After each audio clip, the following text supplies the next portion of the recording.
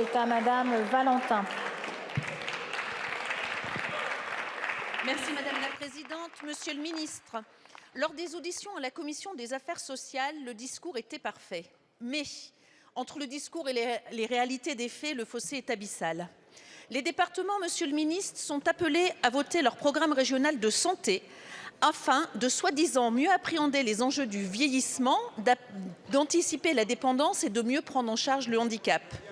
Or, ces PRS ont été rédigés sans aucune concertation avec les départements, pourtant premier acteur dans le domaine des solidarités.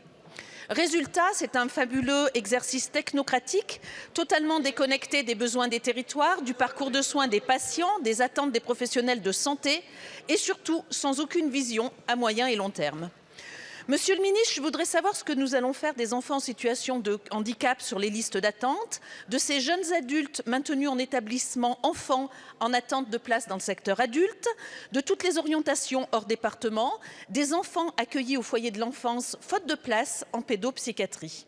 Tant de questions sans réponse qui témoignent de l'urgence et du manque criant d'anticipation et de moyens, mais aussi du manque de considération de ce gouvernement totalement hors sol. Alors, on aurait pu penser que le PLFSS 2024 allait donner une lueur d'espoir. Il n'en est rien. La 5e branche n'étant pas suffisamment financée, et ce n'est pas 3 mesurettes qui vont sauver notre système de santé.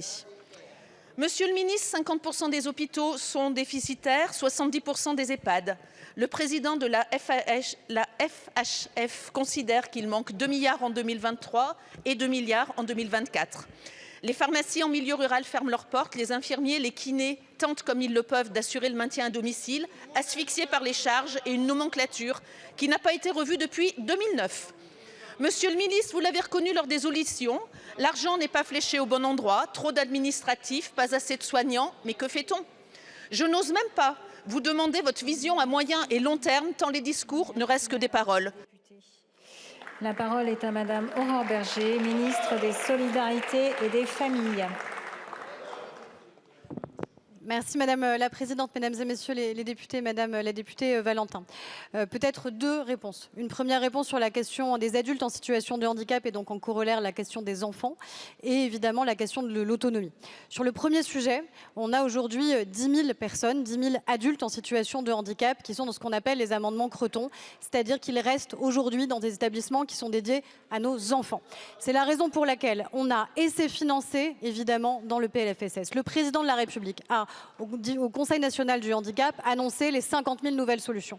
Les 50 000 nouvelles solutions, l'idée est de les flécher en priorité sur la création de nouvelles places dans les établissements médico-sociaux et médico-éducatifs, d'abord en direction des adultes en situation de handicap. Je crois qu'il n'y a pas un seul député dans cet hémicycle qui n'a pas, dans sa permanence, été contacté par des parents, par des familles d'enfants en situation de handicap, aujourd'hui devenus adultes, qui n'ont pas le bon niveau de solution. Donc notre première responsabilité, c'est d'abord la création de ces places pour les adultes en situation de handicap, de manière à en finir avec ces amendements Creton et faire en sorte que chacun soit considéré avec dignité et soit donc à la juste et à la bonne place. La deuxième chose, c'est évidemment sur la question de l'autonomie.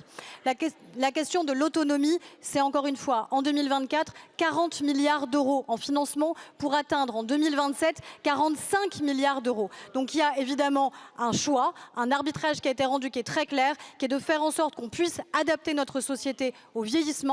Adapter notre société au vieillissement, c'est accepter que de toute façon, en 2030, il y aura plus de Français qui seront plus âgés que 65 ans. Pour la première fois, il y aura plus de personnes âgées de plus de 65 ans par rapport aux moins de 15 ans. C'est un basculement démographique majeur auquel l'ensemble, évidemment, de la société doit pouvoir s'adapter, d'où une montée en charge budgétaire extrêmement puissante et la reprise, évidemment, de la proposition de loi Bien vieillir, qui a été largement enrichie par le parlementaire. Un amendement sur 5 a été adopté. Rendez-vous à partir du 20 novembre pour continuer à enrichir ce texte. Je vous remercie. Merci, Madame la Ministre.